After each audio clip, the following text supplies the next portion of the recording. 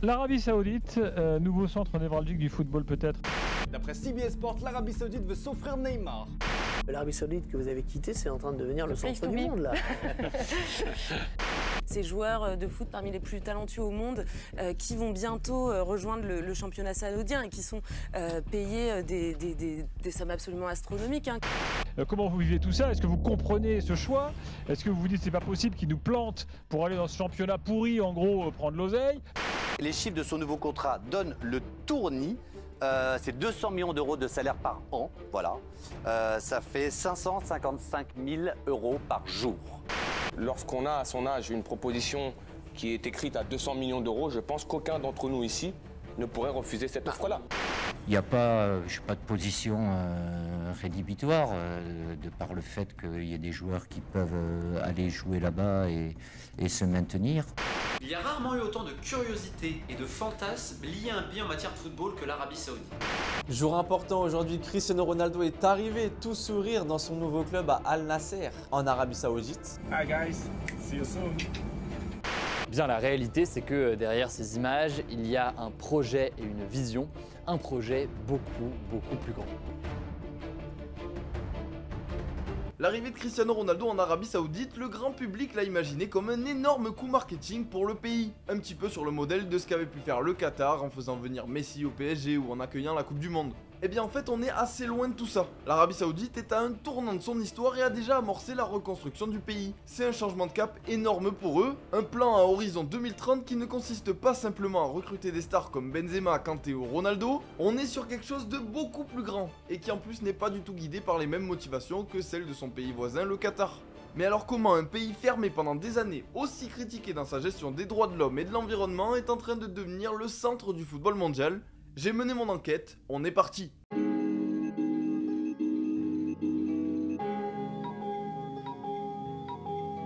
Juste avant que la vidéo ne commence, je tiens à vous rappeler que toutes les informations que je vais vous donner seront disponibles en description. Il y a quelques passages où je vous donne mon avis à moi qui est totalement subjectif. N'hésitez vraiment pas à aller consulter ces liens pour aller plus profondément dans les sujets. Aujourd'hui on est là pour voir l'Arabie Saoudite par le prisme du football. Évidemment que je vais pas rentrer plus en détail dans certains sujets comme la géopolitique où je suis loin d'être un expert.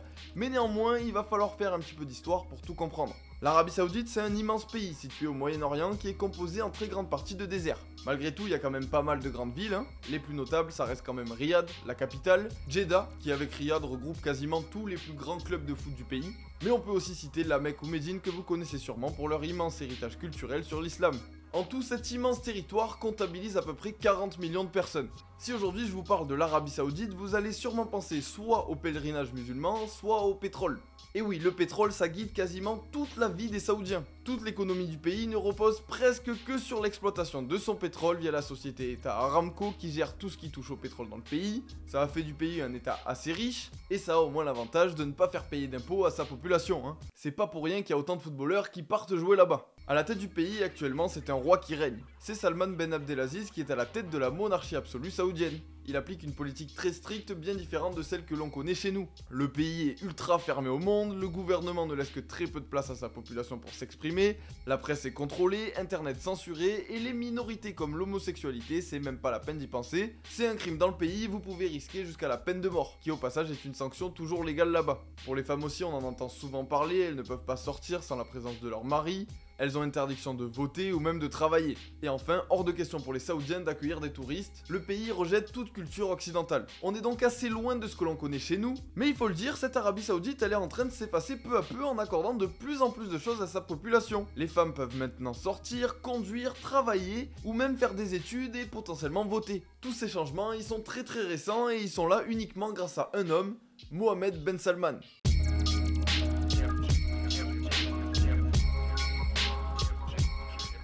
On a, depuis l'arrivée au pouvoir de MBS, quelque chose de moderne. Alors attention, la modernité, ça ne signifie pas la bonté, la gentillesse et la démocratie. On peut être un extrémiste au dernier degré et représenter une forme de modernité. Vous vous êtes pas demandé pourquoi Messi faisait de la pub pour l'Arabie Saoudite? Pour un pays ultra fermé au tourisme, c'est quand même bizarre. Oui, donc quelque chose a bien changé. Comme je viens de vous en parler, le roi actuel c'est le roi Salman. Sauf que ce monsieur il est plutôt âgé, il a 87 ans aujourd'hui. Alors depuis quelques années c'est une autre personne que l'on voit à la tête du pays. le prince héritier d'Arabie Saoudite, Mohammed Ben Salman, que l'on va maintenant appeler MBS. Sauf que le pouvoir n'aurait jamais dû lui revenir. Le vrai prince héritier en fait c'est Mohammed Ben Nayef, qui s'est vite fait dégager par le roi pour que MBS prenne sa place. Il a ensuite fait emprisonner les 300 personnes les plus importantes du pays afin que, bon, il conteste pas trop sa légitimité. Toujours des méthodes pas très classe, mais nous on n'est pas trop là pour commenter la géopolitique une nouvelle fois, il y a plein de liens en description, allez vous renseigner. Donc MBS il arrive à la tête du pays en 2017. Il a 32 ans et dès qu'il prend un petit peu le pouvoir, il commence à faire pas mal de constats sur l'état actuel de l'Arabie Saoudite qui n'est pas joli. Déjà il remarque que son pays est ultra dépendant au pétrole, hein. Il est pas allé chercher très loin. Le cours du pétrole c'est quand même un risque de se baser dessus, hein. Il est relativement instable, d'autant plus qu'un jour c'est sûr, il y en aura plus. C'est un premier problème. Ensuite il a quelques échos comme quoi il commence à y avoir plusieurs petits groupes de contestation au gouvernement. MBS il redoute une nouvelle vague du printemps arabe qui avait déjà touché l'Arabie Saoudite, sans pour autant renverser la monarchie actuelle. Et même s'il ordonne toujours la décapitation de ses opposants, il s'en méfie tout de même. Bon, vu ce que je viens de vous dire, vous vous en doutez évidemment, ce constat c'est le plus simple. Le pays n'a pas une excellente image à l'international. On peut aussi parler du conflit avec le Yémen, de l'assassinat commandité d'un journaliste, et de tout ce que je vous ai déjà expliqué sur les droits de l'homme. Ce genre de choses ça va forcément poser un problème si le pays veut s'ouvrir et aller discuter avec les autres puissances mondiales. Enfin, deux derniers constats, il va regarder un petit peu sa population, qui il a en face de lui, et il s'avère que cette population, elle est toute nouvelle. Les 3/4 du pays, rendez-vous compte, ont moins de 35 ans. Ils sont dans un âge où ils veulent s'occuper, kiffer leur vie. Sauf qu'en Arabie Saoudite, il n'y a pas grand chose à faire, hein. Très peu de loisirs, et vu qu'il y a pas mal de monde qui a de l'argent, ils n'hésitent pas à prendre un avion et à décoller en direction de l'Europe ou des États-Unis pour aller faire des choses qui n'existent pas en Arabie Saoudite. L'autre chose qui le marque quand il regarde sa population, c'est que 60% est en surpoids, ce qui cause énormément de maladies cardiaques ou autres. Une fois que le bilan est fait, il se dit quand même que l'avenir du pays est assez compromis s'il n'y a pas de grands changements qui arrivent assez vite. Du coup, dès son arrivée au pouvoir, il annonce vouloir mettre en place un projet appelé Vision 2030. Une nouvelle fois, je suis pas spécialiste de l'Arabie Saoudite ni de ce projet, je vais me contenter de vous en résumer les grandes lignes, mais si vous souhaitez aller plus loin sur ce projet en détail, je vous conseille notamment la super vidéo d'Hugo Décrypte sur le sujet, elle est évidemment en description. MBS, il a pris conscience que sa population ne pouvait pas rester aussi fermée au monde extérieur. De toute manière, en un coup d'avion, la population peut avoir ce qu'elle veut. Du coup, il va aller dans leur sens. Il va supprimer la police religieuse, il va ouvrir des cinémas, des concerts, des festivals, des musées. Il va permettre aux femmes de faire pas mal de nouvelles choses. Il va s'assurer que son peuple n'ait pas d'envie de révolution.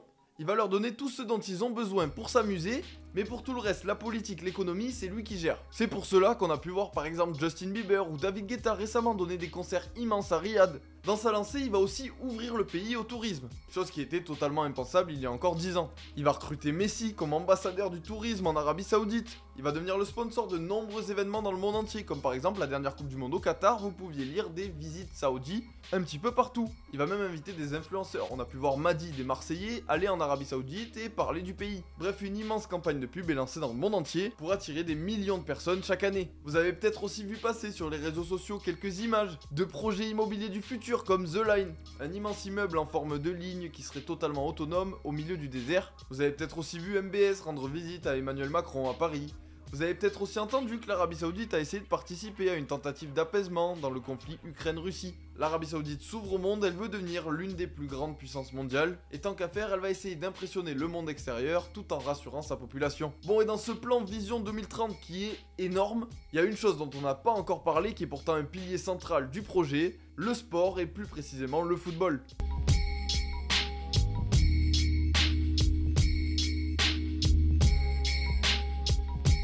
En 2011, le Qatar rachète le PSG pour en faire l'un des plus grands clubs du monde. On va pas débattre de la réussite du projet, une seule chose nous importe, c'est que le PSG, ça compte aux yeux des suiveurs du foot aujourd'hui. Avec ses 12 années à la tête du club, le Qatar en a fait une vraie machine de marketing. Ils ont recruté les meilleurs joueurs du monde, ce qui a permis à toute la planète d'entendre parler du PSG, et donc dans un second temps du Qatar. Résultat, quand la Coupe du Monde de foot, l'événement le plus regardé dans le monde, est arrivée en novembre dernier au Qatar, tout le monde avait déjà entendu parler du pays, et pas forcément que pour les mauvaises choses. Ça a un nom, ça s'appelle le soft power, la capacité d'un État à influencer et à orienter les relations internationales en sa faveur. L'image du Qatar s'est rangée derrière celle de Messi, Neymar, Mbappé ou même de la ville de Paris. Bon, pour l'Arabie Saoudite, évidemment qu'il y a une bonne partie de soft power. L'Arabie Saoudite d'aujourd'hui, c'est celle qui se cache derrière l'image de Ronaldo et de Messi.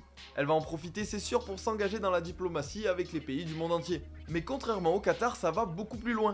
La volonté de MBS, ce n'est pas de dire que CR7 joue en Arabie Saoudite parce que le pays est génial. Lui, il veut offrir à sa population des shows sportifs chaque semaine, des stars, des matchs, un championnat de foot ultra compétitif. Il veut investir dans des compétitions, dans des équipes, diversifier l'économie du pays, créer un empire autour du sport pour ne plus dépendre du pétrole. Il veut que ses athlètes inspirent la population pour que l'obésité baisse, pour que les maladies cardiaques cessent.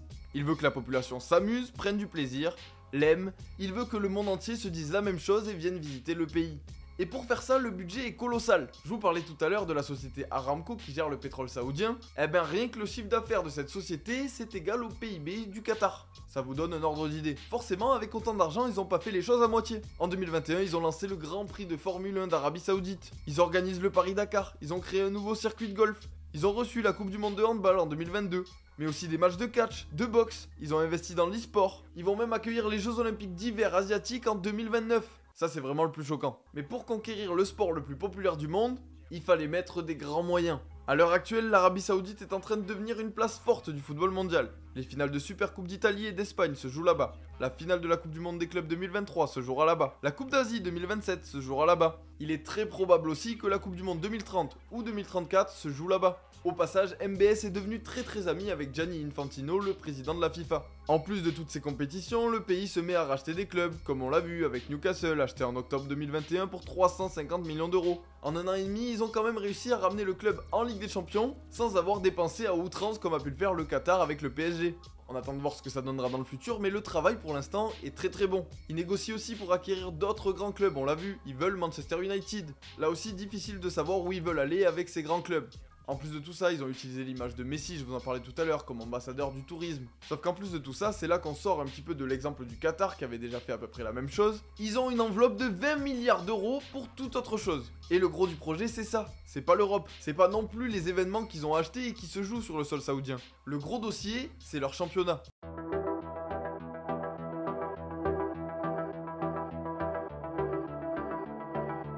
Faire venir des stars du foot contre des grosses sommes d'argent, on l'a déjà vu, hein. L'Arabie Saoudite ne l'a pas inventé, c'est arrivé à plusieurs reprises, on a eu les États-Unis, avec Pelé et Beckenbauer, puis il y a 10 ans aussi quand Gerrard, Henry, Lampard ou Pirlo avaient terminé là-bas. On a aussi vu le Japon avec Iniesta ou Torres, et même la Chine avec Lavezzi, Oscar ou Bakambu. Mais alors que veut faire ce championnat saoudien? Le foot déjà dans le pays, c'est le sport le plus populaire. Il est soutenu et extrêmement mis en avant par le gouvernement, comme vous allez le voir, il s'inclut totalement dans ce plan Vision 2030. Cet engouement pour le foot, vous l'avez peut-être ressenti lors de la Coupe du Monde, les fans saoudiens ils étaient extrêmement nombreux en tribune. Et c'est pas uniquement parce que le pays est pas loin du Qatar. Ils ont un très bon taux de remplissage de stades, et ils ont surtout des stades beaucoup plus grands qu'en France. En termes de résultats, la Saudi Professional League a pas grand chose à enlever déjà aux voisins du Golfe. Et en Asie, sur les 15 dernières années, 4 fois, un club saoudien a remporté la Ligue des Champions asiatiques. Concernant l'équipe nationale, je sais pas vous, mais j'ai été plutôt impressionné de ce que j'ai vu au Qatar. Déjà parce que c'est les seuls à avoir battu les futurs champions du monde, l'Argentine. On se rappelle tous de ce match, mais l'équipe d'Hervé Renard, elle était vraiment séduisante, je m'attendais pas du tout à ça, et quand on voit la performance du Qatar à côté, il souffre vraiment de cette comparaison.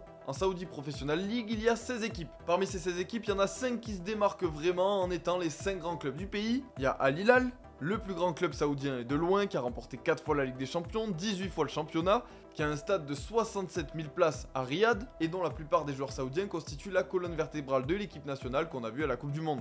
À Riyad, il y a aussi Al Nasser, le club de Cristiano Ronaldo, qui a été champion 9 fois, et celui d'Al-Shabaab qui a été champion 6 fois. L'autre grande ville de foot, je vous le disais tout à l'heure, c'est Jeddah. On y retrouve notamment Al Ittihad, le nouveau club de Benzema qui a remporté 2 fois la Ligue des Champions, 9 fois le championnat, et qui a aussi un très grand stade de 62 000 places. L'autre club de la ville, c'est Al Ahly, même stade et 4 championnats remportés.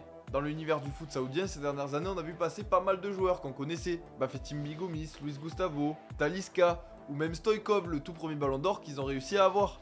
Jusque-là, attirer ce genre de joueurs, c'est des choses qu'on avait pu retrouver aux États-Unis ou en Chine. Sauf que là, MBS, avec son plan Vision 2030, il va tout changer. Actuellement, l'État détient à peu près les 3/4 des parts des plus grands clubs du pays. Un plan de développement du foot prévoit leur privatisation d'ici à 2030. Des entreprises vont racheter des parts de ces clubs, de l'argent va rentrer, le championnat va changer de format, passer à 18 clubs, le nombre de joueurs étrangers autorisés par équipe va augmenter, tout ça pour qu'en 2030, les recettes générées par ce championnat aient doublé. L'avenir du championnat n'est donc plus du tout le même. L'objectif de MBS, ça va être de prendre chacun des 5 grands clubs et de placer dans son équipe un énorme joueur. On a vu Cristiano Ronaldo signer à Al Nasser, on a vu Karim Benzema signer à Al Ittihad. Ils étaient quasiment sûrs de pouvoir faire Lionel Messi et de le placer dans un 3e club. A priori, au moment où je tourne cette vidéo, ça ne se fera pas. Mais il n'est pas impossible de voir débarquer dans quelques mois d'autres grands joueurs. La liste de noms ciblés par le pays est assez longue. On parle d'Hugo Lloris, de N'Golo Kanté, de Sergio Ramos, de Jordi Alba, de Sergio Busquets, de Di Maria, de Firmino, de Coutinho, de Modric. Bref, vous m'avez compris, ils vont pas s'arrêter là.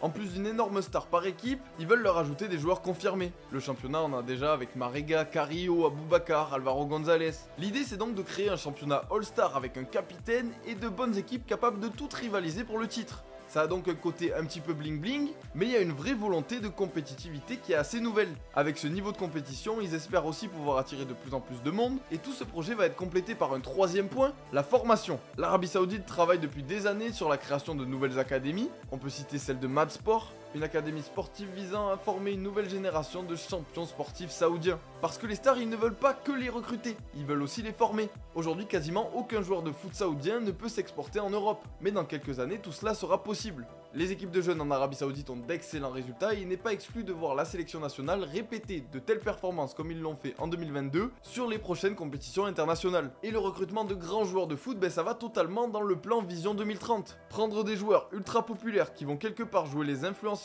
tourisme en Arabie Saoudite, indirectement bien sûr, parce que quand Benzema parle de l'Arabie Saoudite, dit qu'il est très heureux de découvrir le pays, que c'est un pays qui lui plaît, c'est une aubaine pour le pays. Pareil, quand Cristiano Ronaldo publie ses photos de vacances en Arabie Saoudite, c'est la même chose. Et l'autre chose que l'on remarque, c'est qu'il s'attaque pas forcément à des joueurs en fin de carrière. Quand on voit qu'un Kanté 32 ans ou un Mahrez 32 ans figure en tête de liste pour essayer de les attirer cet été, ça reste quelque chose de nouveau et qui intrigue. Le marché des jeunes joueurs, ça va être assez compliqué d'aller le chercher. Le centre du foot mondial, ça reste quand même l'Europe pour le moment, mais ça pourrait pourquoi pas changer un jour. Quand on voit que MBS est ami avec pas mal de monde en Europe, on peut imaginer par exemple qu'un jour la finale de la Ligue des Champions se jouera en Arabie Saoudite. On peut aussi imaginer, et ça c'est un constat, que de plus en plus de clubs saoudiens vont affronter des clubs européens. Alors oui, l'Arabie Saoudite s'éloigne de plus en plus de l'Asie pour se rapprocher de l'Europe. Le projet XXL est assez impressionnant dans le sens où tout y est pensé. Aussi bien la politique intérieure du pays auprès de la population, l'image renvoyée à l'extérieur, le plan sanitaire, le plan économique, le choix des acteurs qui cochent plusieurs cases à la fois. Il est fort possible que l'Arabie Saoudite révolutionne le monde du foot, en devenant bien plus qu'un Eldorado pour les joueurs en fin de parcours. Mais une chose est sûre, c'est que derrière tout ça, il y aura toujours la question de l'éthique qui reviendra. Est-ce mal d'aller jouer dans un pays dont les lois peuvent parfois choquer nos habitudes occidentales? Est-ce mal de prendre l'argent d'une monarchie qui abuse de ses pouvoirs tout en sachant que nous éclairons nos maisons un peu grâce à leur pétrole et que nous finançons pas mal de projets grâce à l'argent qu'ils offrent à la France en étant leur premier acheteur d'armes? Mais tout ça, je n'ai pas la réponse. Merci de m'avoir suivi, n'hésitez pas à compléter toutes les informations que j'ai pu donner dans les commentaires et n'hésitez pas à aller checker une dernière fois tous les liens que je vous ai mis en description. Je vous dis à très vite sur la chaîne YouTube, ciao!